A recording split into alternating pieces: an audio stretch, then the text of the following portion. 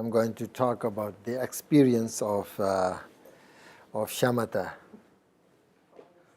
Yeah. Listen very carefully. You can have some coffee.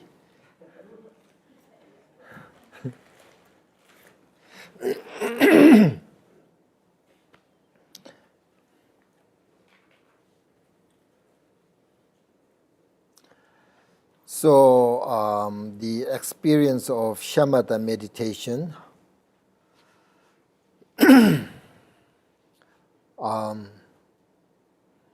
actually the instruction of shamatha has been approved or orally or verbally, very. One teacher to another, one individual to another, long time, right? So maybe you would like to know that how are the stages of instructions of shamatha. Well, there are actually five different stages of shamatha. Maybe this is too much, so I'm not going to teach you all of this. But the experience of that arises fifth stages of shamatha are, I mentioned this early this morning, but there are three experience. We call it bliss, clarity, and the absence of thoughts. For example, while you're meditating, you might experience a great sensation of bliss or happiness. And later this happiness or bliss then disappears. Just to experience that, very shortly. Wow, this is amazing, like that, Or one day you sort of suddenly a great sort of clarity arises in your meditation. Or you might experience a state sort of devoid of conceptual thoughts. These three experience, major experience at the end of meditate shamatha. Not beginners. No experience for beginners. You just practice shamatha, no experience. Just really you are struggle with your thoughts, right, for first time. And then do this more and more again and again and again. If you don't lose confidence and you have enough diligence to meditate, then definitely, 100% sure, you will get this experience. But it depends your diligence. Practice a lot, because our negative emotions, so powerful. So many lifetimes we build this habit. What do you call it? Habit patterns. Yeah. So that's why it's so strong. You cannot diminish just by a little bit meditate. You have to work with this, many years, year by year. That's why I think we don't have really great meditators these days. These days, very, very few meditators. Long time ago, there were great meditators while Buddha was in India. During that time, lots of like this.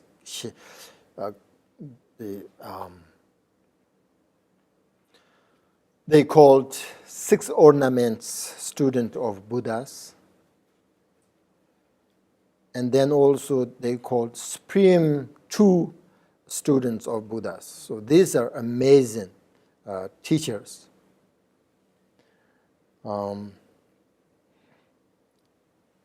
Also there are some 80, really masters in India. But nowadays, some are really good, but not many good teachers. Yeah, Mahasiddhis, Mahasiddhas, A.D. Mahasiddhas. Oh, so many. Amazing.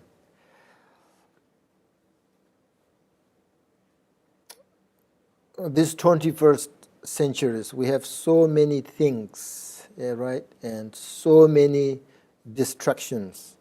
And then people are just involved with that things, then there's not many good teachers, unfortunately, I think. So it depends you. Meditator, good meditator, that's actually we're looking for. Combos, turkus, all these many things, not necessarily good meditators. They understand very well intellectually, but when you heard somebody's really good meditator, that is the best teacher. So it's up to you. You maybe in the future become a very good teacher if you really practice meditation diligently. And we need the Tibetan teachers come here. I think their motivation is, to help people that eventually their student teach other people and help others. That's, I think, their motivation. So, especially in this country, very powerful. But there are so many things going on, and they're not good teachers. Buddhist, not good Buddhist teachers. So we have to really focus on that and try to, like for instance, we have today lots of people. Maybe eventually, like 30 years after, we find like 2-3 people really good. Then that's really good, So what I'm trying to say is, when you get this sort of experience, 3 major experience of shamatha, bliss, clarity, absence of your thoughts, this experience you will get definitely at the end of your shamatha meditation. The great master Kamalashila says that the first you experience a very sort of settled sensation, and you don't know if it is in your body or it is in your mind. You just, feel very settled, sort of pleasant sensation. Very nice, very enjoyable, Later on it becomes this experience kind of stronger and more clear, and then it is sort of definite sort of pleasurable sensation. Still later on it becomes very strong, this happiness, this bliss experience, very strong, and you experience sort of a very happiness and very comfort. So that you will get if you have enough meditate. Then you become very confident of your meditation at this point, if you get this experience. But you should not become sort of attached to this experience, or you should not pride of this sensation and think that it is special. It is special, but if you attach this experience, then they will go away. They will really go away and disappears, and then you can't develop your meditation, anymore because of the attachment. Attachment is the obstacle. One of the three poisons. Attachment is one. So it will kill your experience if you attach to this experience. You just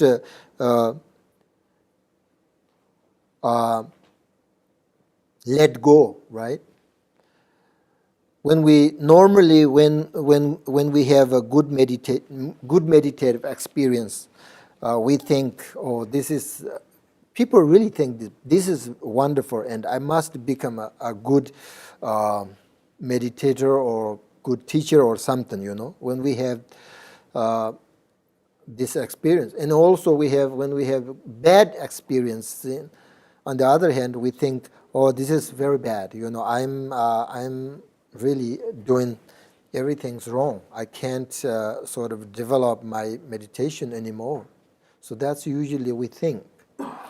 But whatever experience arises, good or bad, we should let them go and just continue meditating. The good meditators, they have this experience. Sometimes you get good experience, sometimes bad, and then you stuck there because good experience you attach to it, bad experience you worry a lot, you lose your confidence, then you stuck there. So you just either good or bad, just let go, like your thoughts. When you meditate, your thoughts arise, you let go, right? And then you can focus on.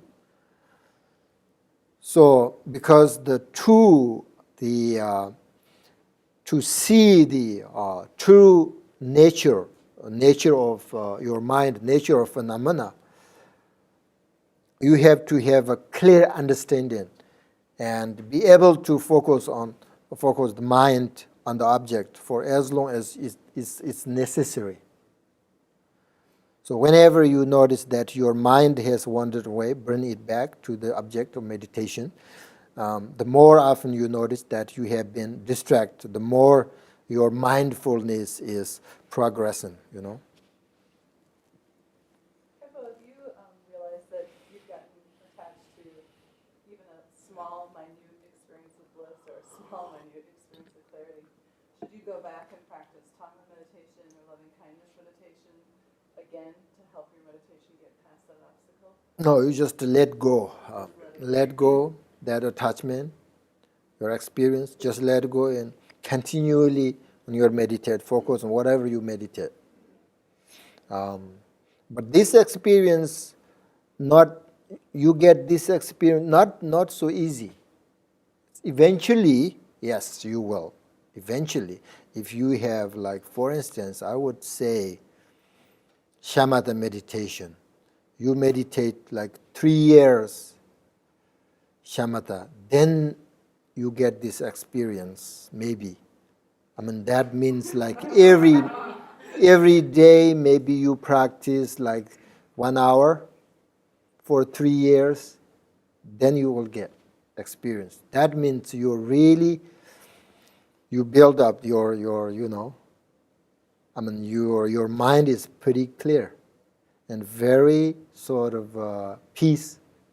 Yeah. I was wondering, how long do these experiences usually last? Well, that depends a person. Some are really long, some are short. It depends. So many different. We have here lots of people and different experience. Even though we focus on one, sort of thing, like focus on the breath, just we did this morning. Same meditation, but different experience because of the different characters, the different personalities, So it depends the person. I can tell, sometimes very long, sometimes very short. But when you're, getting better and better at this experience, you get more and more and longer. Yeah. So there's nothing to follow in that experience. I've had it happen twice in my life. Well, that is. And when it happens, because it's a question I've wondered about for a long time. The first time it happened, and I wanted to go home and share with my wife. Couldn't do it. Once I started thinking about it, it was gone. It took 6 years before it ever happened again. But I didn't know whether it was something you should try to follow, or like you say, this is the first time I've heard somebody say it, let it go. Let go, don't follow. Either I'm not sure this experience coming from, you have this experience because of your shamatha meditation or something else, I don't know, right? 12 years of meditation. Okay, so good for you. And I mean, that is good sign, good sign. But you can't attach to it. See, then you never experience until like 6 years after, it will go away. If you attach to it and you maybe get a sort of pride, I'm good one. And then it will go away. It will go away. And also it's very important that when you get this experience, don't tell anybody else. Okay? I mean, only you can tell your root teacher. You have to tell your teacher, I have this and this experience. Is it good or bad? What should I do with these things? You have to tell your teacher, and then they know, your teacher know that what should you do the after, But just regular people, you don't have to tell that. There's no reason to tell, So I mean, you should keep that experience and let go and do meditate on, and then it's going better, better, better. Good for you, and I'm happy. Why would anyone pay any attention to meditative experiences at all? No, you don't have to pay attention to that, but it's just automatically come. No, I know. You want have this experience. That doesn't mean it will come. I understand, but my question is more, is if the problem is if you pay too much attention to results of meditation, that you're actually going to block your meditation, what would be the reason? It would only be to know where you're at on the path, what stage you're at on the path. Mm-hmm. Otherwise, you should just forget about it and just meditate. Right. Because this is if you attach to this experience, that means you will lose your meditation. That means you build negative emotions, right? So then, for instance, like if you practice compassion, then you reduce your anger. If you get an anger and you follow that, your compassion goes down because they're not, they're opposite each other. They're just sort of contradict each other. So you more compassion, less anger, right? That's same. If you have more attachment, then your experience less experience, because attachment is negative emotion, we call it. I'm not saying that you have to know also attachment and love different, okay? Sometimes people really misunderstand. Oh, you can't have attachment. Attachment is like a poison. It will kill you. And then people say, well, how about my wife? How about my husband? How about my children? That's love, right? Not attachment. Sometimes mixed, yes. Attachment and love mixed. But you have to figure out that you have to separate, Attachment, you don't want attachment. You want love, right? Love. So love and attachment opposite. I mean, it's not, they're different. Of course, then anger, ignorance. That's we don't have, we don't want, right? But sometimes people think attachment. Sometimes I like attachment. That's wrong view. Maybe people misunderstand attachment. Love is almost kind of same thing, but that's not true. That's different.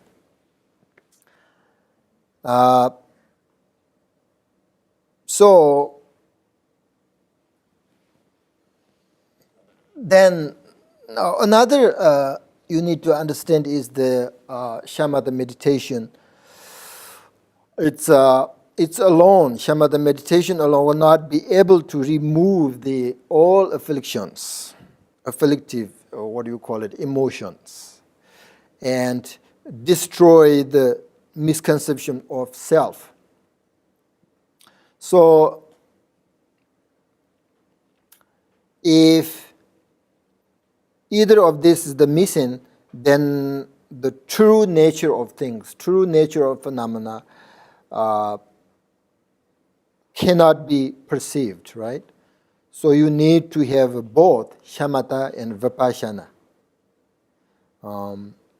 That's why Kamalashila, you already know that Kamalashila, the stages of meditation, says that, the mind will be distracted to different objects. If you cultivate only vipassana without developing shamatha meditation, because shamatha helps your mind stable and peace and relax. That's all, right? That's all.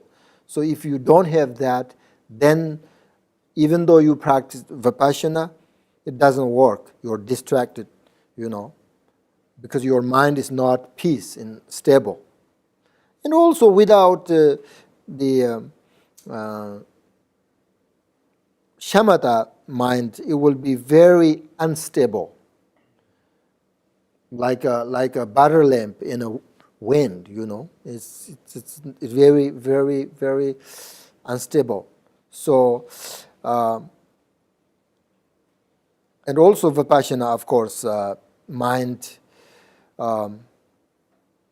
Vipassana meditation is actually the antidote, the eliminate, can sort of diminish all your negative emotions completely.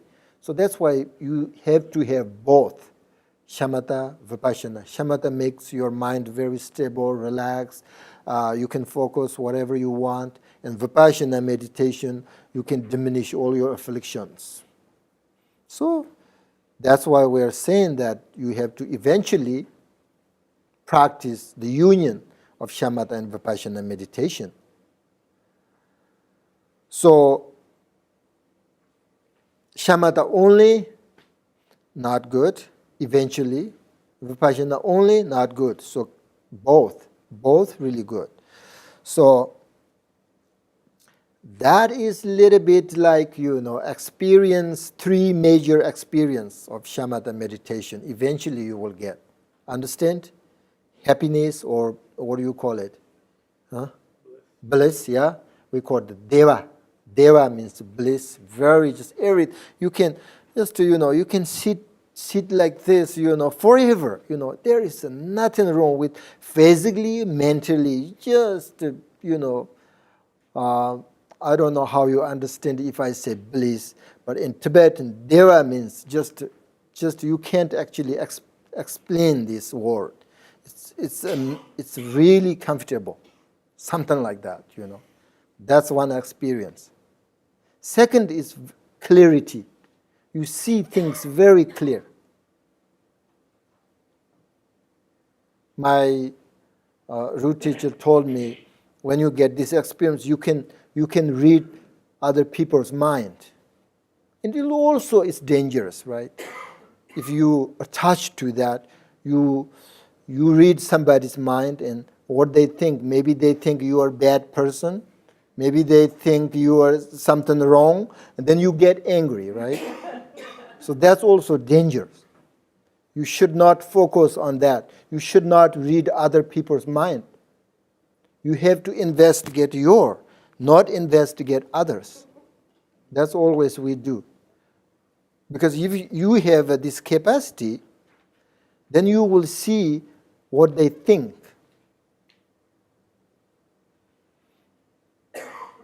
There is a great meditator, teacher in India. He passed away.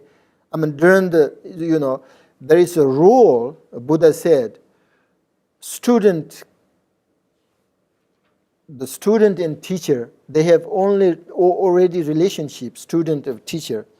The student, even though better than a teacher, sometimes that happen, right? So then Buddha said, the student cannot investigate your teacher at that time. Because you might see something, that not good things you will see your teacher. Because you can read your teacher's mind. You can understand what he thinks. You can understand where he is. Maybe like first bhumi, second bhumi. Maybe, you will see you are the second bhumi. And your teacher is first bhumi. Maybe you think, oh, I'm better than my teacher. So Buddha said, can't read your teacher's mind, even though you're better than your teacher. Buddha also said, when you don't have teacher and student relationship, you have to have investigate your teacher, right? Because you have to find a good teacher. Once you get a good teacher, you can't investigate anymore. Understand? So Buddha said that, and then this teacher passed away, and the student really, okay, now we investigate him, where he already passed away, where he go. Then they, meditate in where he is and how good his teachers after he died. But I think that also not really, not really good. Once you have a really Dharma connection with your teacher, you don't have to investigate. Whatever you see, whatever he do, it's your teacher. If you investigate, you see something bad, it's not good for you. Because then you have sort of,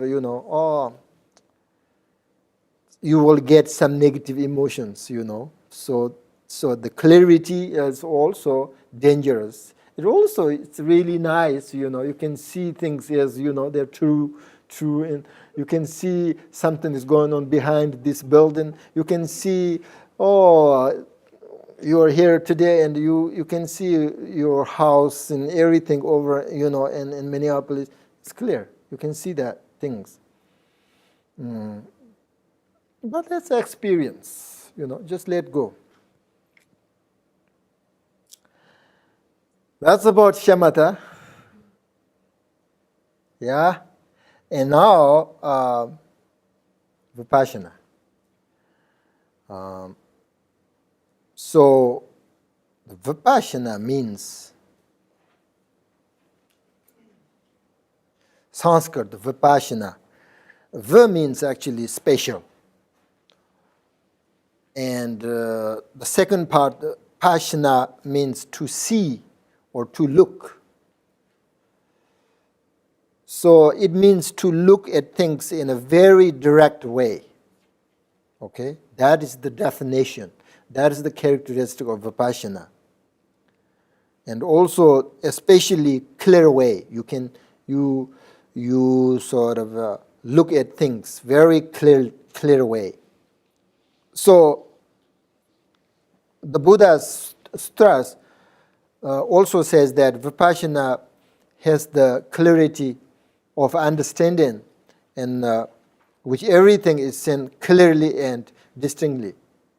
For instance, the relative, right? The relative is seen as relative.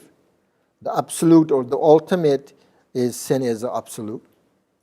So the actual nature of things is seen as it is.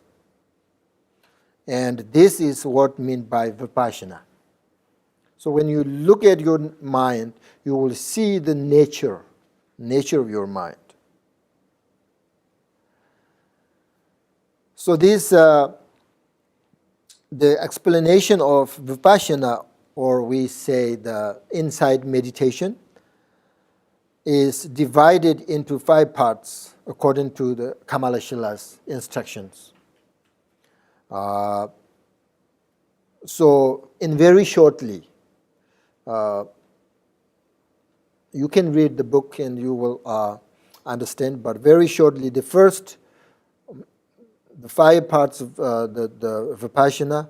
The first, prerequisite conditions for vipassana. Second, different forms of vipassana. Third, categorizations of the nature of vipassana. And then fourth, methods of the meditation. And fifth, the measure of accomplishment, or determine of accomplishment of vipassana. So the first, we say, the prerequisite conditions of vipassana This section deals with the conditions necessary for Vipassana meditation.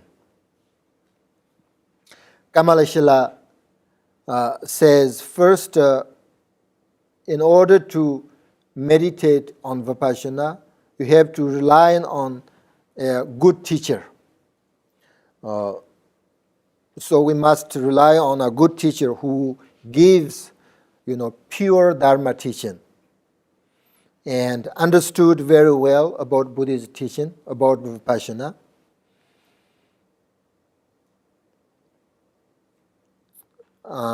It should be someone with sort of authentic experience of the teachings, with the good motivation, or with the we call the bodhicitta. Because Kamalashila said, if bodhicitta or the great compassion is missing, even great learning is of little use. He said that in his book. So I think that is very true. Because if someone teaches without bodhicitta mind, then the motivation will not so good, right?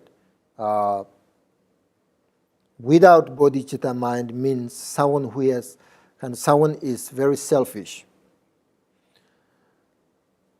Selfish people always think them, not others, right? So Buddhist teacher need so many qualities, but at least someone who teach at least need bodhicitta mind. So therefore, we need to rely on a special teacher who is able to teach accordance with the students' specific sort of abilities, with really motivation, good motivation. So usually, of course, there are different kind of teachers, right? Some are very scholarly and give sort of complete explanations based on the commentaries on different texts, right? It's very wise and scholarly teachers. Others may not be very scholarly, but give sort of instructions based on the great deal of personal experience of meditation. Both good, So as you know, in Buddhism, it's very important to investigate the source of what you are learning. And you do not go by sort of blind faith,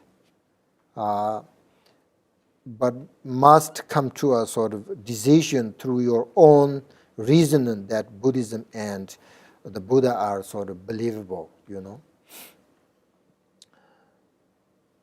So that's Kamalashila said, in order to practice Vipassana, first you need a great teacher, someone who has experience of Vipassana and someone who has a bodhicitta mind. And so in order to find that kind of teacher, first to examine the teacher in a general way, means that you have to investigate your teacher. That means to check whether or not this teacher has the qualities of bodhicitta that sort of described in the sutras and tantras of Buddhism, That's in general, right? That's in general. And also, sometimes, it's also very common, I think, you don't need to investigate. There is only, you have sort of karmic connection, with this teacher, him or her. When you see or when you hear the teachings, you just have very strongly sort of connection with your teacher's heart, or that kind of teachers you have already sort of karmic connection. Then you don't have to sort of investigate, Like, for instance, Milarepa and his teacher, Marba. Milarepa, one time he heard his teacher's name, Marba, and he got sort of, what do you call it, goosebumps, yeah, goosebumps, and he got a tears, It's something like he can't say anything. Something is just like, he can't say just like that, for a moment. So that is really strong karmic connection. I mean, that very happen very commonly. It's teacher and student in Tibet, that common, very common. I don't know here, but that kind of teacher you don't have to investigate. And once you find the teacher, and then you have the relationship, dharma relation, the teaching relationship, you can't investigate. Understand? You can investigate. Before you can, after you can't. Even though you find a bad teacher, you don't investigate. Just if you don't want to follow this teacher, just let go. Then you don't need sort of investigate, good or bad, or maybe you find something, already. So maybe you like, maybe you don't like. If you don't like, you don't have to follow, right? Just Buddha said that. Because you have already teachings, dharma, connection. So if you do something, investigate or something, bad for your teacher, it's really bad for your meditation. So first, investigate. Then, no investigate. So, Kamalashila's first, the prerequisite condition of meditation of Vipassana, that's you have to find a good teacher, relying on a good teacher. Books not always help you, so that's why you have to have a teacher. And also Kamalashila says that the Vipassana arises from its cause in correct view. This means to develop correct view. We don't just receive these teachings, but rather we must analyze and examine them too, right? First you investigate teacher, then you investigate teaching, right? Buddha always say that. Even though Buddha said, my teaching, you should examine, analyze the teaching. You like, why not practice? He said, please practice. If you don't like, no problem. So this means we should not really accept teachings with sort of blind faith.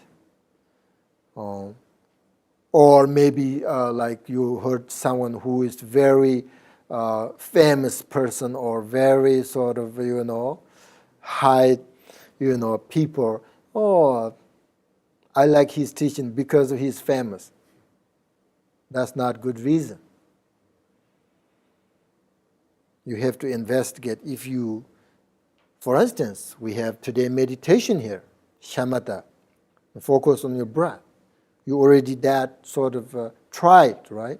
So if you like, then you should practice. That means you have to practice really more and more and more and more, right? If you don't like, no problem. You should find, try to find something else. You don't have to follow that. So that's Buddha said. I like that. You don't have to, practice that, but you just try. So that means you should understand. Don't really accept, teachings. We call the blind faith. Yeah, blind faith, right?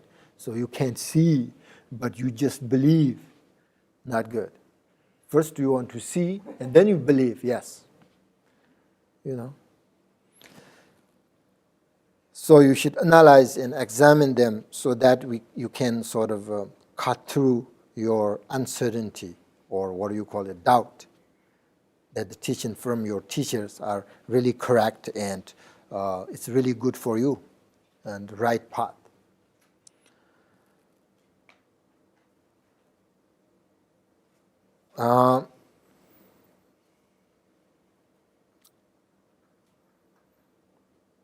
Now, that is very important. If you really looking for a teacher or teachings, you just need to understand first, okay? And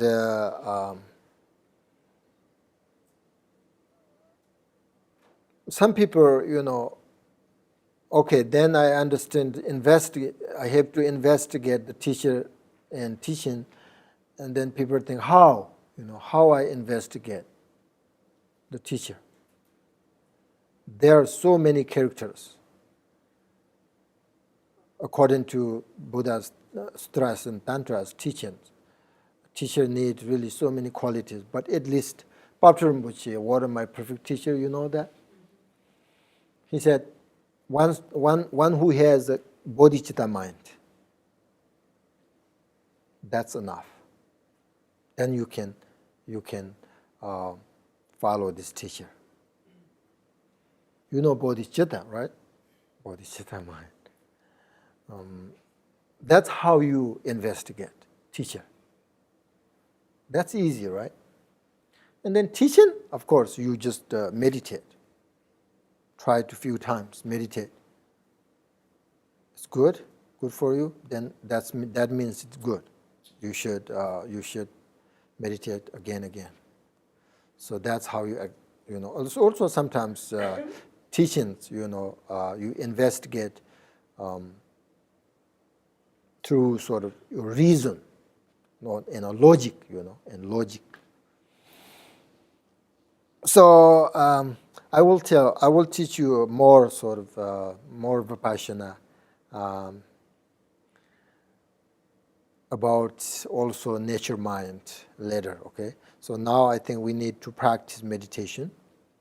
I think that's more important than teaching.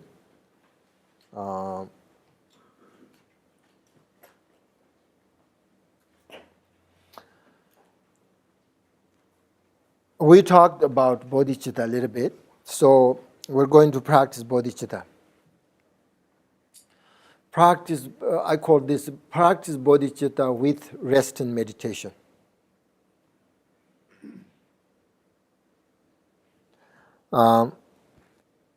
Bodhicitta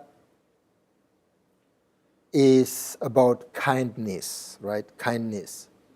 Someone who has a good mind. Bodhicitta can develop someone who has a good mind. So bodhicitta is actually a kind mind. So about bodhicitta actually means about sort of wishing that people, the happiness, wishing happiness to, of course, yourself. You cannot ignore yourself. And also other living beings, wishing happiness for other living beings. Usually when we say wishing happiness other living beings, that means you are included. But sometimes people don't understand that, so how about me? People say, if I wish in happiness, if I do something for happiness for others, how about me? But all living beings means you are also included, but also I will say separately, wishing happiness for yourself and for other beings. That is bodhicitta mind. So, bodhicitta mind, it requires you to connect with yourself and with your heart and to recognize others for what they are. It's really good. Bodhicitta, amazing. So in order to meditate all the time, sit in comfortable and make sure your back straight, your shoulder relax and open. Rest your attention on the breath in this moment. Just, relax your body and deep, deep, deep, deep breathe.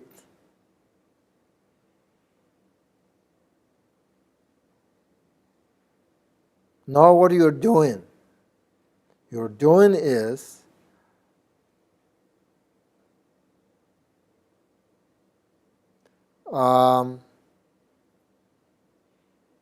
maybe you like, maybe you don't like this, but anyway, I'm going to say this. Death. Death is certain. Death is certain. But the time of death is what? Uncertain. Yeah. So,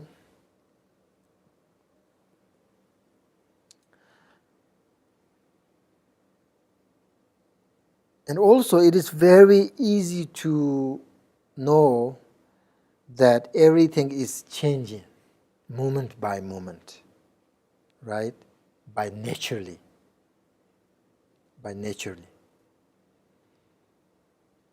For instance, your life, your situation, the environments, everything is changing moment by moment. This is how when you meditate bodhicitta with resting meditation, deep breath, and then you have to think this. Maybe you don't like this, but try. Death and impermanence. Death and impermanence are part of our life. You cannot ignore, even though you don't want to hear, but you cannot ignore. You cannot run away from these two. It's part of our life. So we have to accept and work with this thought. So death is very certain. We don't know when we are going to die. Very short, very long, we don't know. And everything is changed. Everything is changing moment by moment. So these two are part of our life.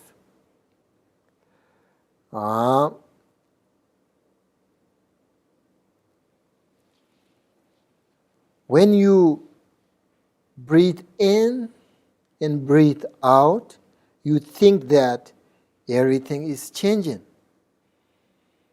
Now I'm breathing in. Now I'm breathing out. When I breathe out, it's different than when I breathe in. 1 second, 2 seconds, or 1 minute already gone. Part of my life is already gone. Then when you breathe in, you start something new. When you breathe out, it's different than breathe in. Your life is that. Moment by changing your life, our life. As well as everything. Like that. If you really think deeply, this nature experience, the nature characteristic of all phenomena is amazing. Right? So everything is changing. So think that for a while and then ask yourself, okay? What is the most important for you to do at this moment? Everything is changing. Death is uncertain. Death is certain. So now, what should I do? What is the most important at this moment? And then breathe again, very deeply and slowly, and experience your body fully and completely. And also experience your mind peacefully. And then what? You will see and you will understand about your life if you do this. Oh, I have a good life. That means you have a precious human life. Precious human life. That means you have to, understand that and to appreciate the life that you have in this moment.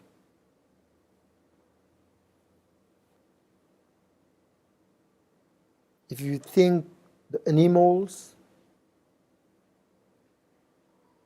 one teacher came, let's say for instance a dog. Teacher says, you should say Oma ne pamme hon. You repeat that after me, Oma ne pamme hon. Then you right away, you get enlightenment. No chance. Because dog can't say Oma ne pamme hon. We can, right? That means you have a precious human life. You have to understand that and appreciate. So, then deep again, breathe again, deeply. And let go your unpleasant situation and your worries. Because you have a precious human life. And everything is changing. So let go your unpleasant situation.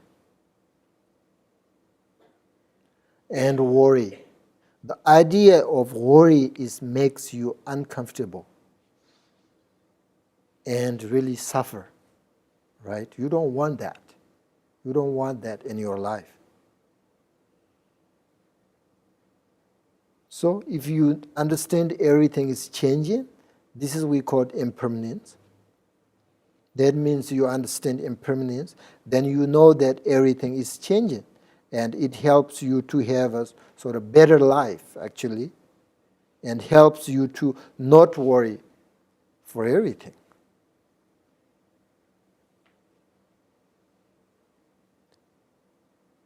Once you've done this, then also you need to breathe in, visualizing your breath moving into your body very slowly, okay? And you start by visualize yourself and wishing yourself very well, healthy, happiness, all sorts of things you visualize. When you breathe in, breath goes sort of, all your body, and then you wish, happiness for yourself and others, right? So as you do so, repeat this verse several times in a silence, maybe healthy, maybe, happy, very important. And maybe also at peace when you breathe in.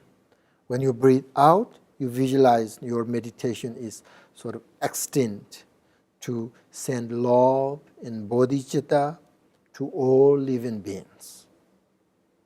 When you breathe out, right? All sentient beings. You visualize them, wish them very well, and silently also repeat the verse using all living beings instead of I. When you breathe in, you say yourself, right? Be happy, be well, be, healthy. Healthy is the most important in our life. And then you breathe out. You send your love and bodhicitta to all living beings. Maybe they're all living beings healthy, happy, you know. And you just do that. Breathe in and out. And you may find that after this meditation, you feel really open and sort of compassionate. Because of the bodhicitta, this is bodhicitta meditation. Bodhicitta is so powerful concentration, you know. Then again, when you breathe in, visualize yourself, understand? And wishing yourself well. And you breathe out, visualize all living beings. They are well, happy, healthy.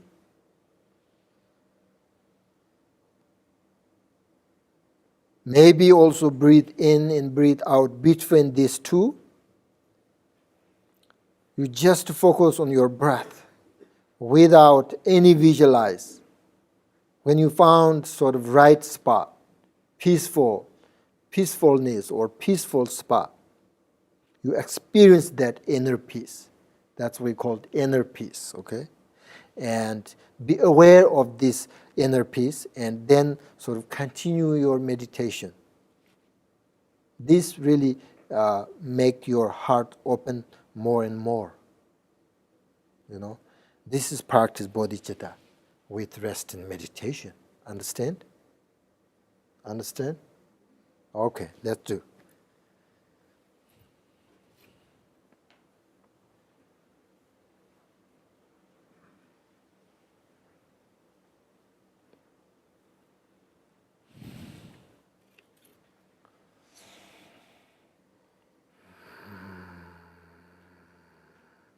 Deep,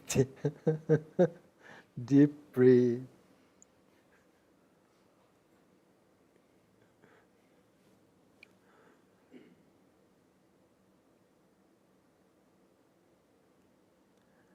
You should say yourself, I'm very happy. I have a precious human life. Right? I will do something good. I will do something good. And I will diminish all my negative things. I can. Everything is changing. There is nothing permanent. So I'm not going to repeat again. So you should meditate, follow my instructions, okay? Just I told you everything.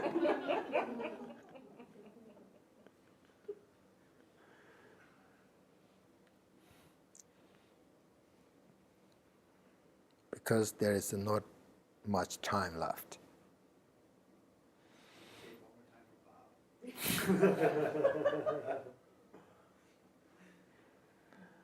Yeah?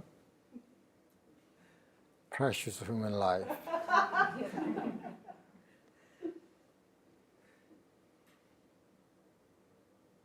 Group meditation.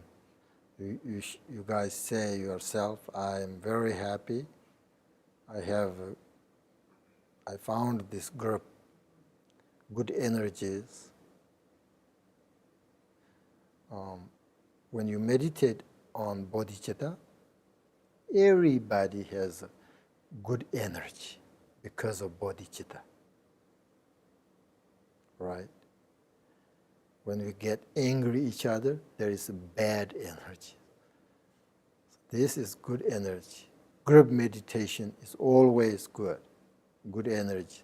You share, and all these good energies come together, makes your meditation really strong and inspires you. Let's meditate.